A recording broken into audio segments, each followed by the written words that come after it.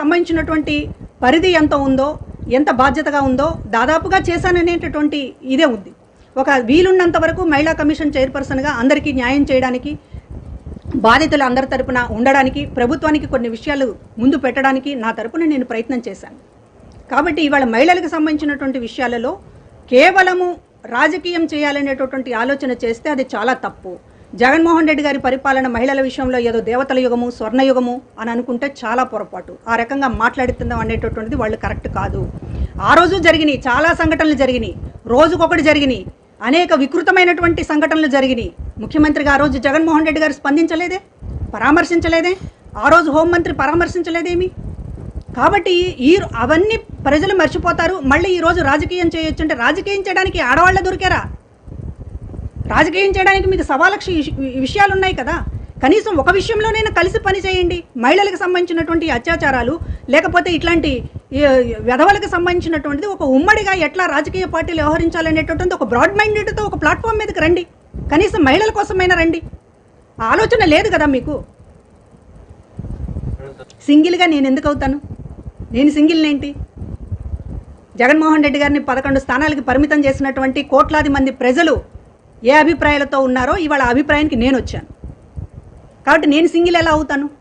నా వెనుక అనేక మంది ఉన్నారు, అనేక మంది దీన్ని ముందుకు తీసుకుపోయే వాళ్ళు ఉన్నటువంటి ఉన్నారు, నాతో చేతులు కలిపే వాళ్ళు ఉన్నారు. ఖచ్చితంగా ఇది నేది ఒంటరి పోరాటం ఎప్పటికీ కాదు.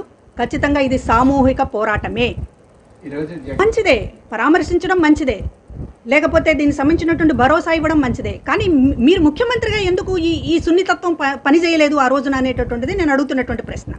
ఇంకొకటి ఏమిటంటే, సంఘటనలు జరిగినప్పుడు వాటికి సంబంధించినటువంటిది నిందితులకు కొమ్ము కాస్తేనో, నిందితుల్ని కాపాడేటటువంటి ప్రయత్నం చేస్తేనో అది రాజకీయ పోరాటంగా చేస్తే దానికి ఒక అర్థం ఉంటుంది.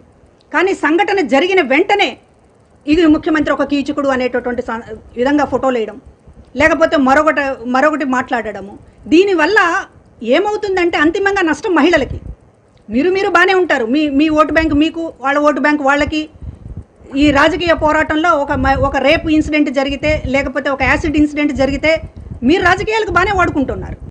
వైఎస్ఆర్ కాంగ్రెస్ పార్టీకి గుడ్ బై చెప్తూ ఈరోజు మీడియా ద్వారా రాజీనామా నిర్ణయాన్ని ప్రజల ముందు ఉంచడం జరిగింది. ఎందుకంటే ఒక రాజకీయ పార్టీ అనేటటువంటిది ఒక కలెక్టివ్ వర్క్. ఎంతోమంది పనిచేస్తే ఒక విజయం, ఒక పార్టీకి సంబంధించినటువంటి కార్యక్రమాల నిర్వహణ, ఇదంతా కూడా ఆధారపడి ఉంటుంది.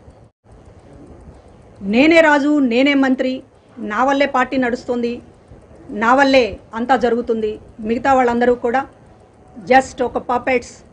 చెస్లో ఒక పావుని ఇలా తీస్తాను, ఇలా పెడతాను, చెక్ ఇక్కడ పెడతాను, లేకపోతే మరొకసారి చెక్ తొలగిస్తాను, మళ్ళీ చెక్ పెడతాను అనేటటువంటి రాజకీయాలను చూసే, జగన్మోహన్ రెడ్డి గారి యాటిట్యూడ్ను చూసే ప్రజలు విసుగెత్తిపోయి ఈ రోజున ఈ పరిస్థితికి తీసుకొచ్చారు.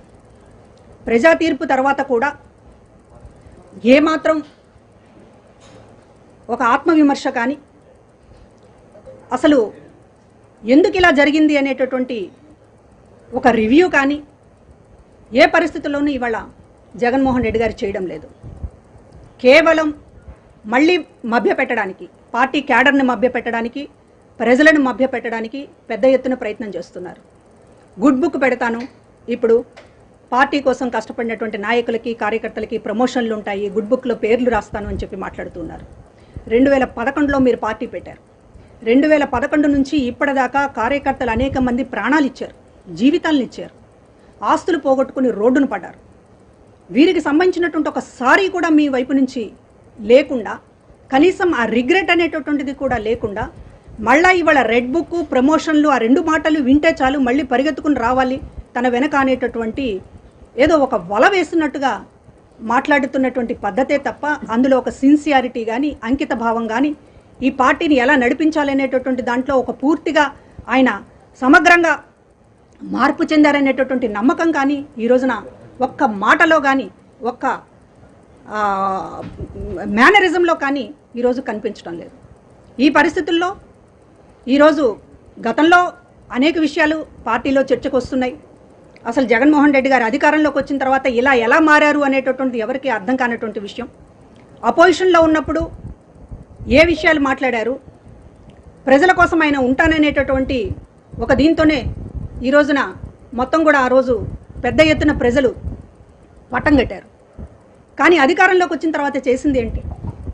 ఈ రోజున పేద ప్రజలకి సంక్షేమం ఇస్తున్నాము అనే పేరు మీద లూటీ చేశారు ఈ రాష్ట్రాన్ని. రాజకీయాల్లోకి వచ్చినప్పుడు ఈరోజు ఆ కుటుంబానికి సంబంధించినటువంటి ఒక ప్రాధాన్యత అత్యంత కష్టకాలంలో కుటుంబం పక్కన నిలబడి ఉన్న రోజుల్లో వారు మాట్లాడింది ఏంటి, చేసిందేంటి, చివరికి వచ్చేటప్పటికి పూర్తిగా పక్కకి తప్పించేటటువంటి ప్రయత్నం ఏ రకంగా చేశారు మరొక సందర్భంలో ఖచ్చితంగా మాట్లాడతాను. కానీ ఇవాళ వ్యక్తిగతమైనటువంటి విషయాలను ముందుకు తీసుకొచ్చి నాకు అన్యాయం జరిగింది అని